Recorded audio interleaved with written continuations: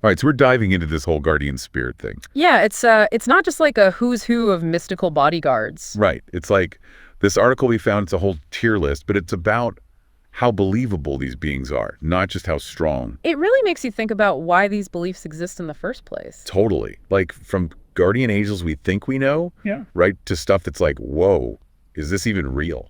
It's a wild ride. We're talking C tier first, plausible protectors, the ones you've probably heard of. Right, your guardian angels, totem animals, those household spirits, they sound kind of fantastical. But they're rooted in something real. Right? Oh, absolutely. Like they come from how people see the world, what they need. Okay, so let's break it down, guardian angels. Yeah. Everyone's got an idea about these guys. Well, the article talks about, if God's running everything, it might be hard to believe, but angels, they're like messengers of protection, right? It makes sense, kind of like God's busy, here's your point person.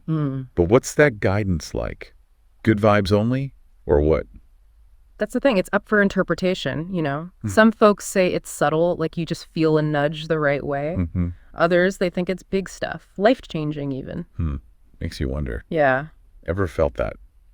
Like something was looking out for you? I'm sure some of our listeners have some stories about that. For sure. Yeah. But okay, another C-tier totem animals. I've always kind of liked that idea. Yeah, the spirit animal thing. If it's not just picking your fave, right? No, the article connects it to, like, Native American traditions. Right. Not random cool animals, but tied to what the tribe believes, how they see nature. So it's about their values. Yeah, embodying what they respect, like strength or wisdom. So less about the animal fighting your battles, more like it's in you already. Exactly, a reflection, Yeah. Makes you think, what would your totem be? Ooh, good question. I'd have to think about that one. What qualities do you admire in the animal world? Right. Makes you realize we're all connected to nature somehow, even if we forget it.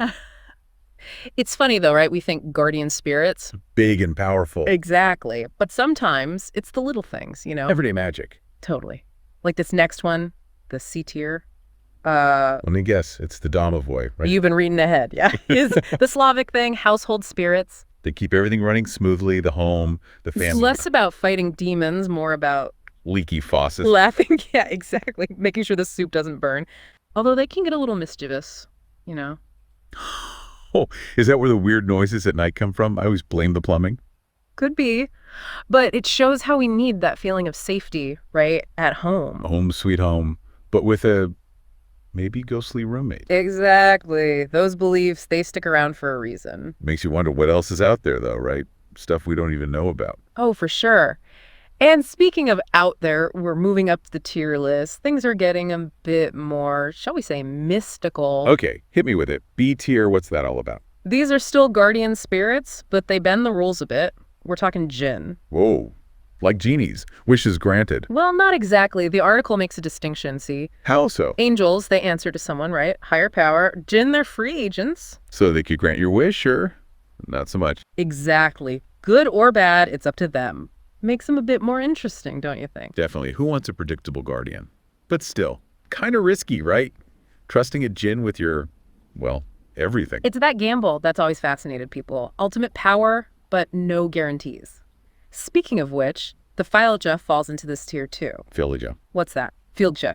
It's Norse, and less about protection, more about, like, representing your fate. So not fighting for you, but showing you the way. Exactly. And they often appear as animals, especially in dreams, guiding you toward your destiny. Whoa, that's kind of cool. Like a spirit animal, but also a roadmap. In a way. And it really makes you think, can you change your fate if you know it, or does knowing change it anyway? Okay, now that's getting deep. Yeah. But I get it. Mystical, yet conceivable. It's like we can almost imagine it, right? And that's what draws us to these beliefs. Try and understand ourselves and the forces around us. For sure.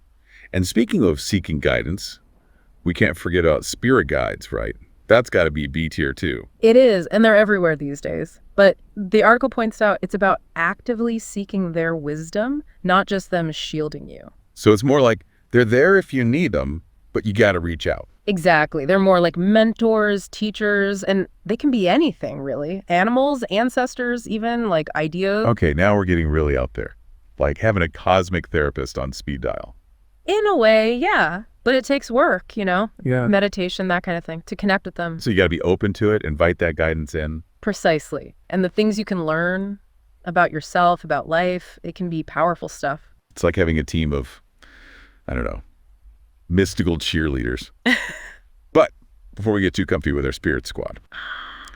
All right, back to the guardian spirit tier list. We've gone from the down to earth To the kind of spooky. Oh, no. Now we're going full on cosmic A tier, right? a tier and beyond. This is where I get a little nervous. maybe.